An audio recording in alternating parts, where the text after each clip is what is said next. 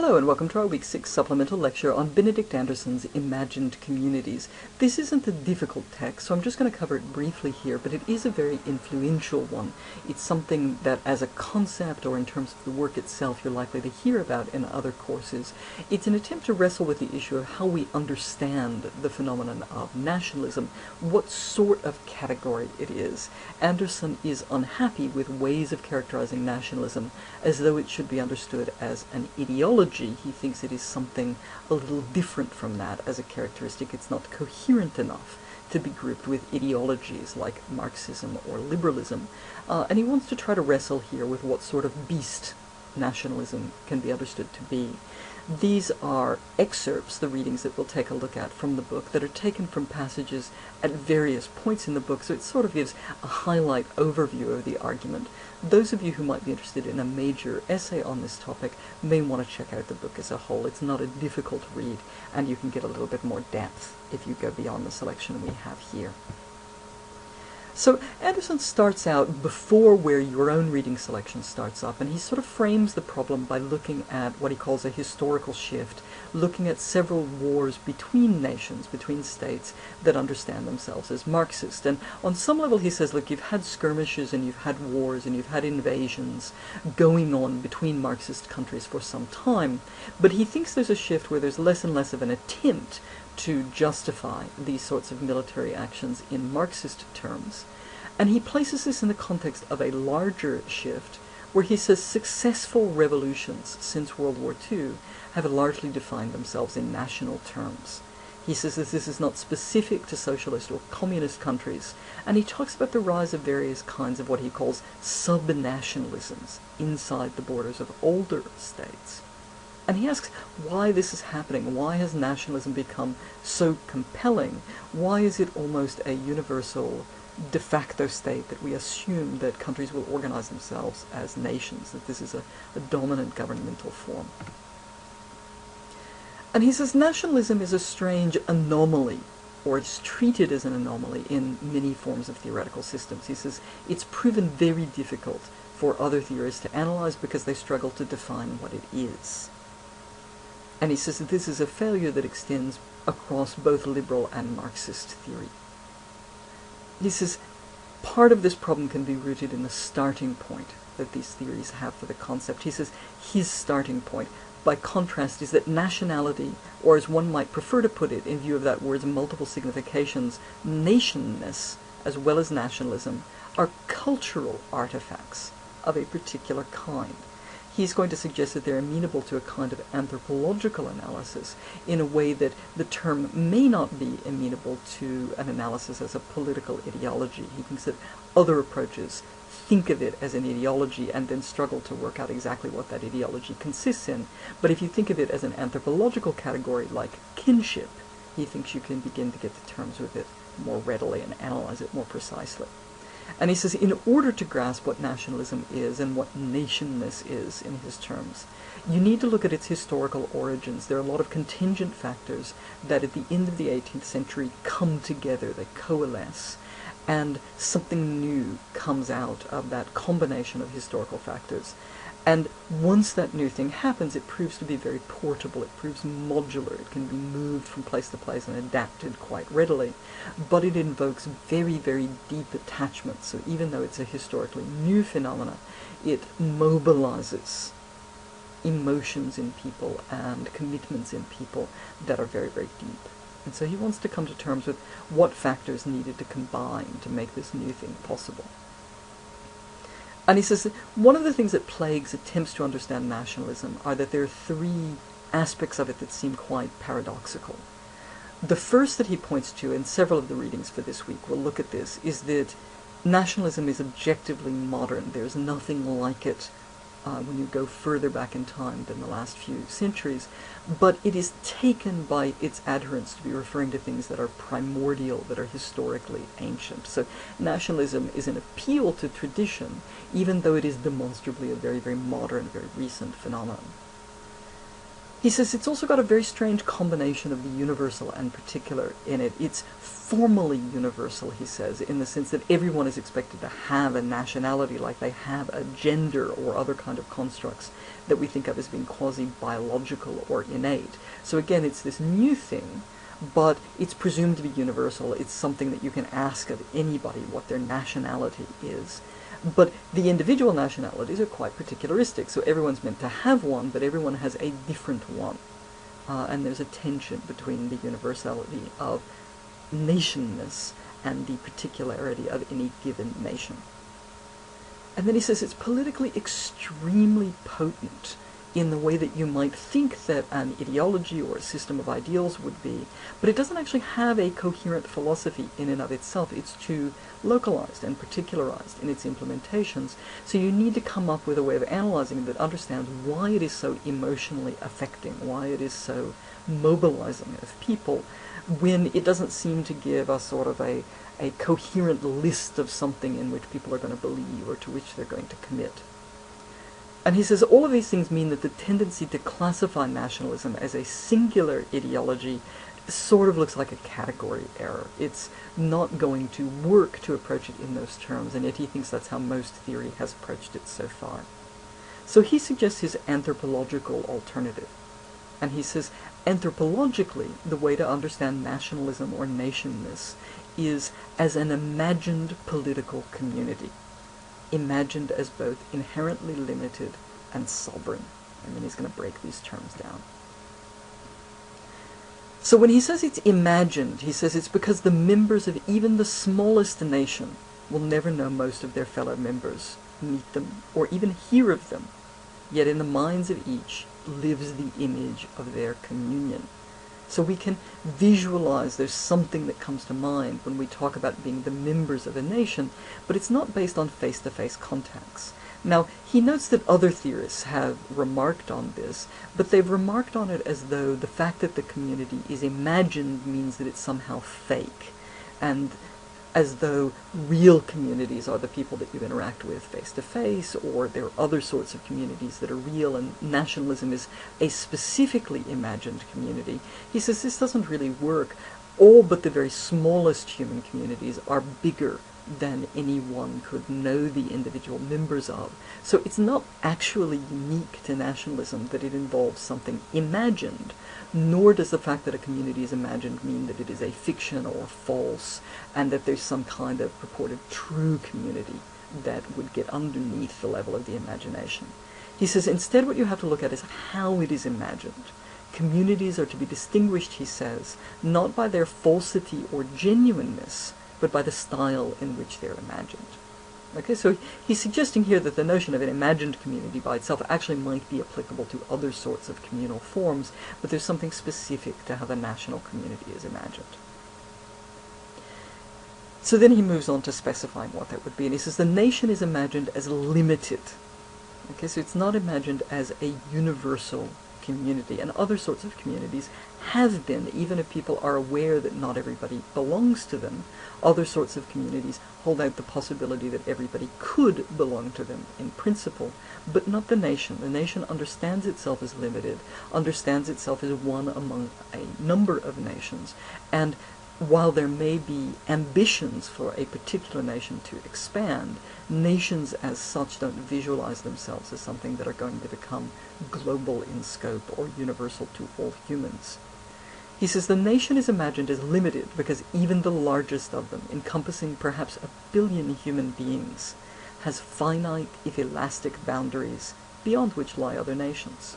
The most messianic of nationalists do not dream of a day when all members of the human race will join their nation in the way that it was possible in certain epochs for, say, Christians to dream of a holy Christian planet. Okay, so it's a bounded imaginary. That's one of its characteristics. It's also imagined as sovereign. And what he says here is that the concept was born in an age in which Enlightenment and revolution were destroying the legitimacy of the divinely ordained hierarchical dynastic realm. And he'll talk about this in greater detail. We've already begun talking about this in the course. So the idea that there is a moment in history where there is a confrontation with the particularity of the European experience. There's an awareness that there are other kinds of religion, other ways of organizing one's life, other values that govern other kinds of community.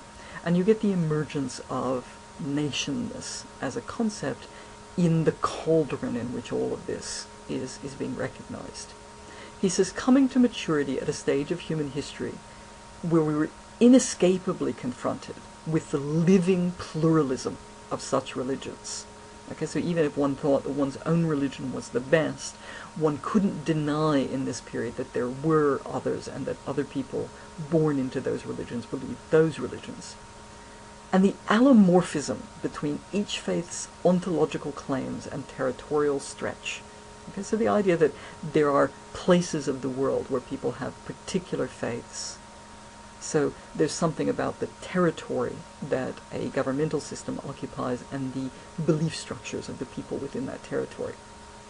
He says, nations dream of being free, and if under God, directly so. Okay, so each nation with its own particular relationship to something sovereign. He says, the gauge and emblem of this freedom is the sovereign state. And then he says it's imagined as a community. Okay, so nation is a form of self-determination, and some of our readings from past weeks have explored the ambivalences of that concept of self-determination, and the way you get a concept of self-determination that is possibly an individual concept about the personal self determining their lives, but possibly accorded to a higher level entity, a state, and it is the state, the nation, that is the self-determining entity. But it's imagined as a community, in addition to being a sovereign form of self-determination, because regardless of the actual inequality and exploitation that may prevail in each, the nation is always conceived as a deep, horizontal comradeship. Okay, so you can get all kinds of institutional structures. Some of them can be extremely hierarchical, can be extremely unequal in terms of what they let different members of the nation do.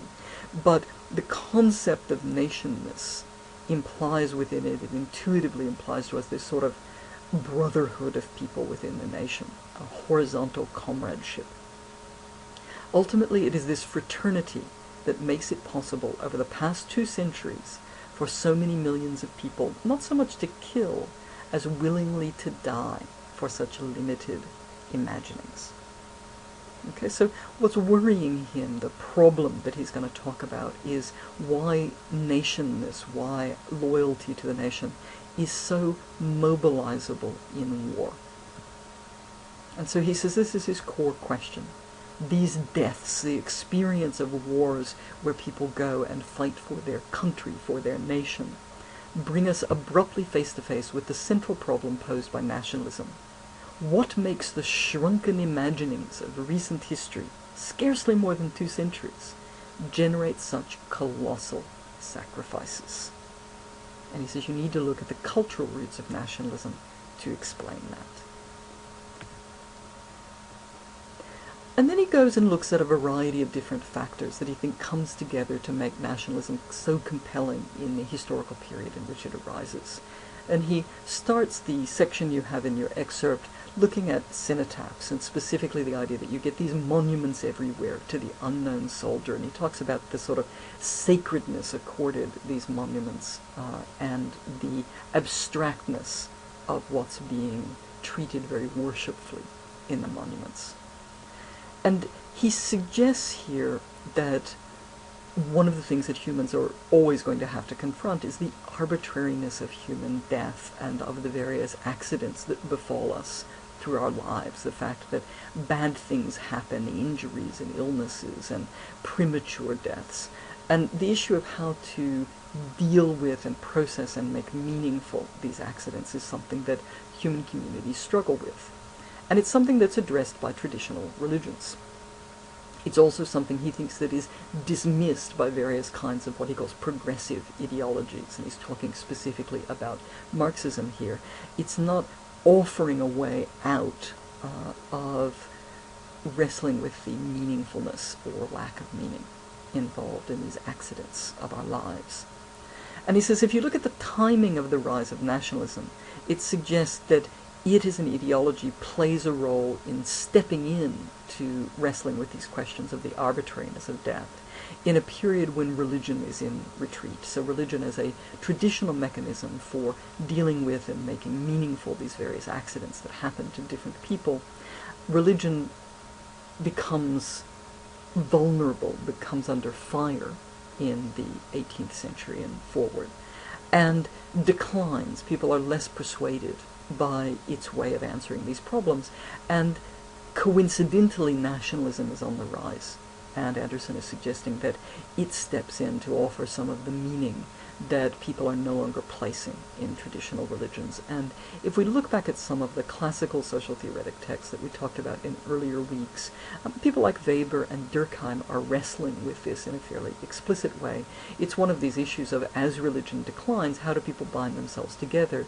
And you get proposals for various kinds of what are in effect secular religions. What are the rituals that we're going to engage in, the practices that are going to bind us together? And nationalism involves a fair amount of ritual. And so it's a constant preoccupation of sociological theory, the way in which you get these sort of secular enactments of togetherness and of bondedness and of something that transcends the individual. Anderson says, the century of the Enlightenment of rationalist secularism brought with it its own modern darkness. With the ebbing of religious belief, the suffering which belief in part composed did not disappear. Disintegration of paradise. Nothing makes fatality more arbitrary. Absurdity of salvation. Nothing makes another sort of continuity more necessary. What then was required was a secular transformation of fatality into continuity, contingency into meaning. As we shall see, few things are better suited to this end than the idea of a nation. So religious means of dealing with the experience of arbitrariness, of randomness, are on the decline, and he thinks that nationalism has stepped into its place as a way of conferring meaning to the accidental character of things that happen to us in life.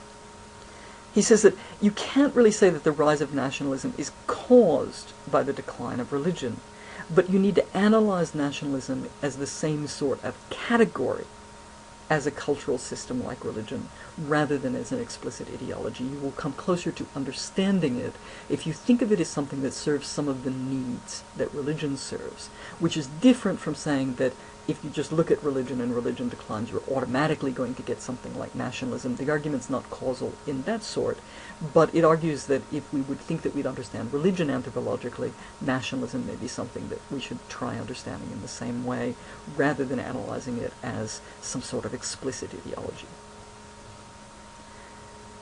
And he says there are three general preconditions that were necessary for nationalism to emerge. And again, these are not sufficient causes either. They're just things that would have gotten in the way if they hadn't also declined around the period that nationalism is rising. And he says the three older beliefs that need to go away are, on the one hand, the belief that there is some kind of privileged script or language that offers a direct view onto reality. So you have across the medieval period in Europe the dominance of Latin, in a sense, internationally, although that's a bit of an anachronistic term. But you have people across a wide geographical region using the same language. It is no one's primary language, or very few people's primary language. Everyone is learning it in order to communicate with people in quite widely dispersed institutions. And it's accorded a privileged status. The idea that there's something special about this particular language, either for religious purposes or even for practical purposes, and you need to step into it and leave your vernacular language that you were born with behind in order to participate in the literate community. And that needs to die away. The commitment to that very broad geographical language that is everyone's second language needs to die down. Another belief that needs to fade away is the idea that society is naturally organized hierarchically, with particular monarchical figures at the top. So you can have quite hierarchically organized nation states, but the idea that everyone is connected in a hierarchical chain with particular special kinds of privileged people at the top goes away. The nationalist imaginary is a horizontal imaginary. It has a fraternity, a brotherhood that are understood to be somehow the same within the nation.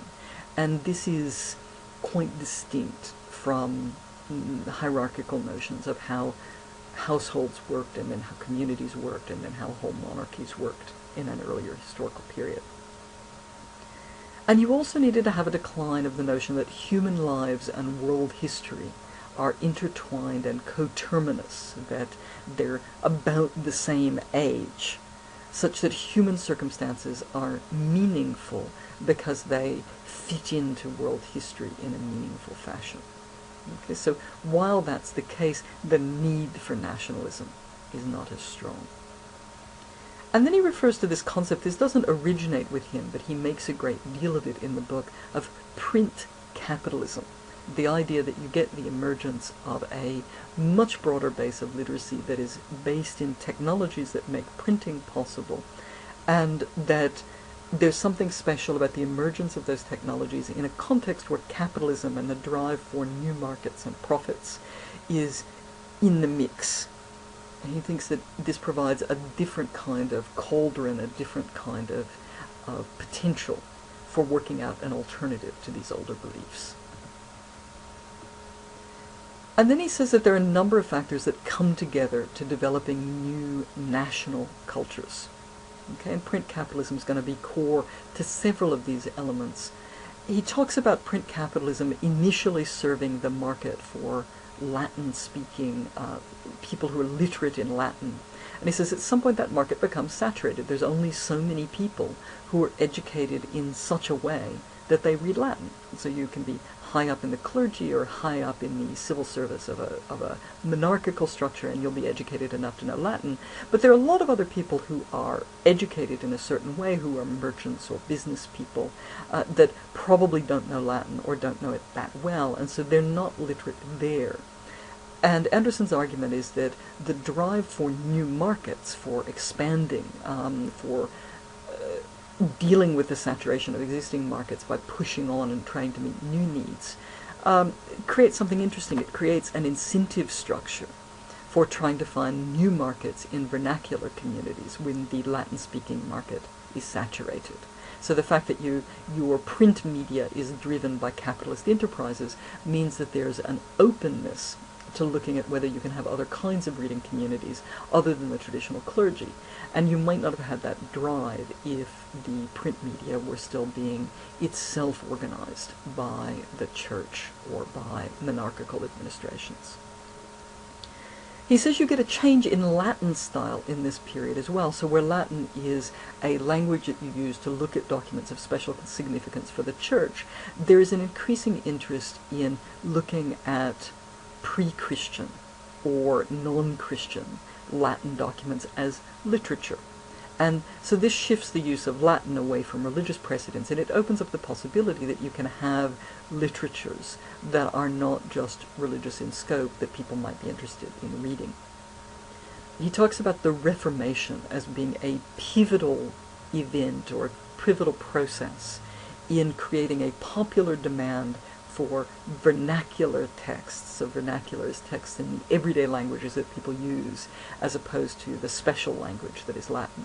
So you get this broad-based religious movement, and it is heavily associated with the rise of religious literatures that are in the various local languages. And it creates a demand, which again print capitalism, Anderson thinks, is going to be very happy to fill, a new market for printed texts that are in languages other than Latin. He says the vernacular is also promoted by the central administration in various monarchical states, particularly where those states are trying to create a sort of state identity.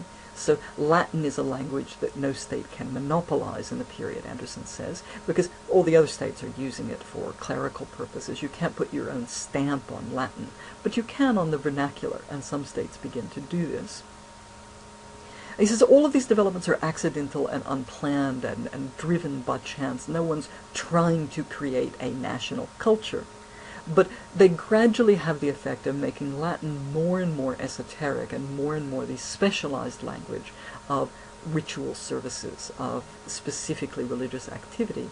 And you get an explosion of a literate set of communities who are primarily literate in their vernacular spoken languages. Now, he says one of the difficulties or barriers to this is, in fact, there's hundreds of dialects. It's not like you've got English in the way that we have English now. You have various standardized languages with relatively little variability between them. You've got large numbers of dialects. And if you want a viable publishing market, you can't be putting out things in every little dialect.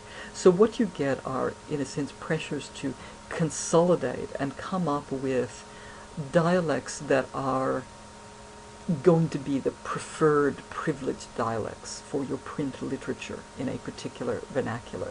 And there are various chance factors that might determine which dialect is chosen, including social and economic power relations at the times that your national literatures are being formed.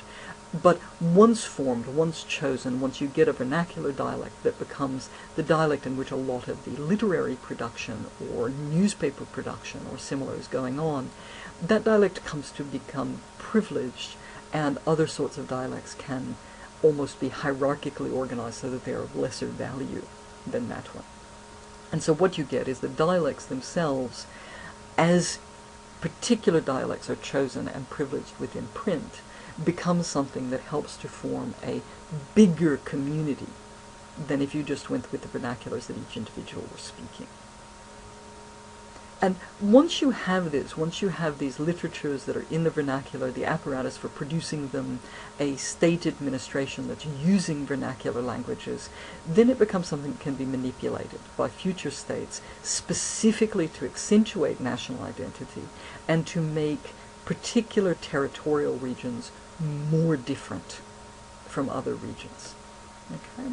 So all of these factors for Anderson are sort of preconditions for nationalism and help explain the sort of sacred and motivating character that it has compared to other sorts of ideologies. Okay, and we'll see how this compares with some of the other readings this week.